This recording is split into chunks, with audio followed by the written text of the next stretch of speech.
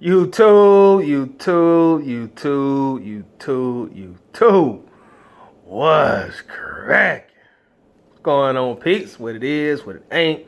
By Toddy Jones checking in with a quick video here today for you. I wanted to make a video about probates. I got a message. I'm sorry, not a message. Got a comment from a subscriber by the name of Ashley Green. Shout out to you, Ashley. Ashley had a question, and it was a real good question. And I really wanted to read her question out to everybody and provide an answer, because I do get this. I get this question asked kind of frequently, you know. So I thought it was a great question she asked. So I wanted to read it to y'all, and we'll talk about it. But Ashley wrote, her comment was, "What do your probate letters say? I'm not sure how to go about writing them, since we're dealing with delicate people," which is all 100% true. When you send out probate letters, you're dealing with people who a lot of times have recently lost a loved one, maybe a friend, a relative. But most times than not, when you're sending out probate mail, you're dealing with people whose emotions are not where they normally would be, because they're dealing with a death. So you do have to be kind of delicate with these probate letters when you send them out. When you send them out to your sellers. So just wanted to ask the question, and then we talk about it. What I did is I printed up one of my probate letters, and let me actually show it to you here. This is what it looks like. You see, I got my big old head up there with my picture, man.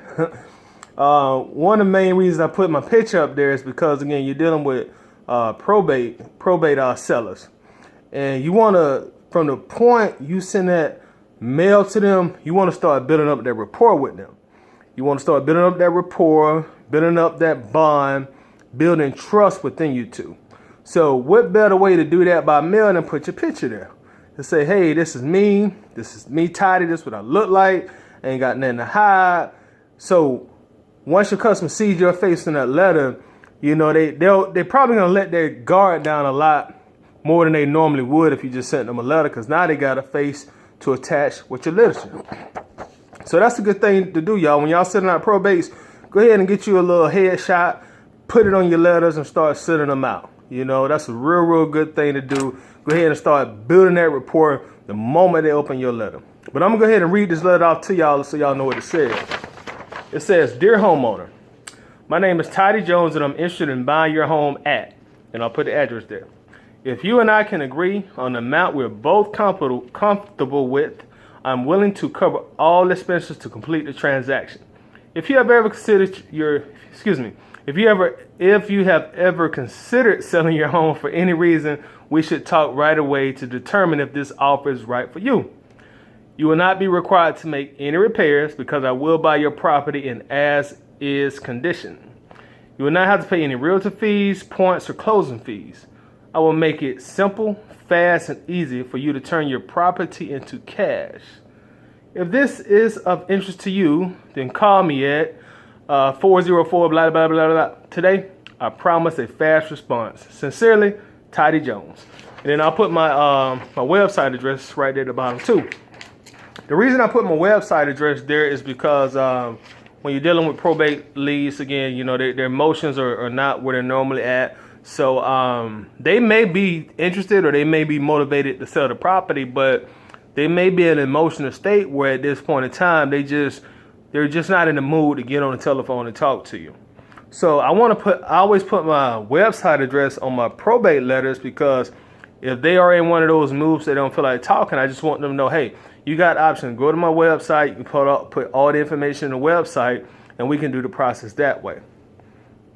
So that's why I put my website address there. But Ashley makes a great point. The people we are dealing with probate leads, they're very delicate. And if you notice during that letter, I didn't use our typical wholesaler verbiage. I paid cash for houses, I can close fast. I kind of took that element out of it, and I just wanted to give them more of a formal letter.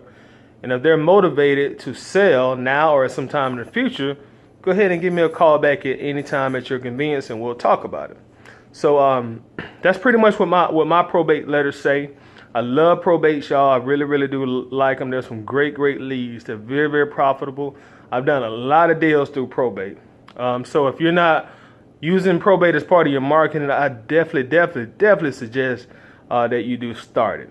Probates are great. And this is the envelopes that I use. This is actually some return mail that I got back, but I do the same for probates too. Get my pen, I write the seller's name, the address there. And as you notice, there's no return address here. There's no return address, nothing. The reason for that is because the moment they get the mail, you know, nowadays, compared to like 20, 30, 40 years ago, a lot of people don't open up mail now. Big surprise, right? But yeah, a lot of people, they don't open up mail now. So the reason I don't put my return address there, because I want the curiosity to get the best of them. So if I don't have a return address, you know, you get something in the mail, see your name, your address, who sent me this mail? There's no address on there. So I want them to go ahead and make that decision. The moment they look at this letter, I'm going to open this mail and see who in the world has sent me something in the mail. That's the reason I don't have my return address there. I do have my return address on the envelope, but it's just on the back. You know, so I want them to go ahead and make that conscious decision to open that letter. And the moment they make the conscious decision to open that letter, they're going to look at it. Oh, I'm going to go ahead and open this up. You know, at this point, once they turn around and start opening, they're not going to look at the address on the back and say, oh, well, this coming from Georgia, I'm not going to open it. So I just want them to go ahead and look at the letter and make that decision. I'm going to go ahead and open this letter and see who sent me something in the mail. But that's what my probate letter say, Ashley. You know, if you guys want to, feel free to use that. Don't use my picture, though. But yeah, you can feel free to use that letter. And also, if you like, just use that letter as a little guiding point and kind of put your own little twist in there, put your own words in there, whatever. Also, if you notice, I didn't say anything about the death in my probate letters. Some people that send out probate letters do mention that. They do empathize with that early on in the letter. I just don't touch it. I really leave that up to the customer. If they call me from one of my letters and they mention a death in their family, then I'll go ahead and be empathetic and sympathize with them at that point in time. Oh, I'm very sorry, Mrs. Collins, about your loss. My condolences and my prayers go out to you. And if they call me and they don't mention the death, it's just really business as usual with me. The reason I decided to do that, I just try my best not to open that can of worms, because I already know they're going through something emotionally. So if they don't mention it, then I won't bring it up. If they do mention it, absolutely be empathetic with them, be sympathize with them, and be sincere. But that's pretty much it. Wanted just to read y'all what I put on my probate letters. Again, you're more than welcome to use that. Go ahead and try to, use the picture too. Go ahead and put your picture on there.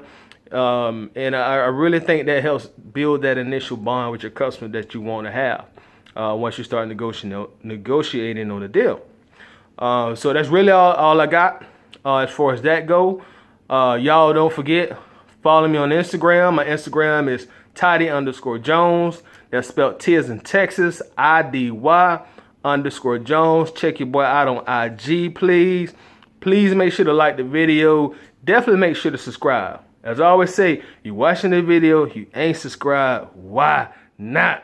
Hit the subscribe button. Also, hit that bell by my name on this video.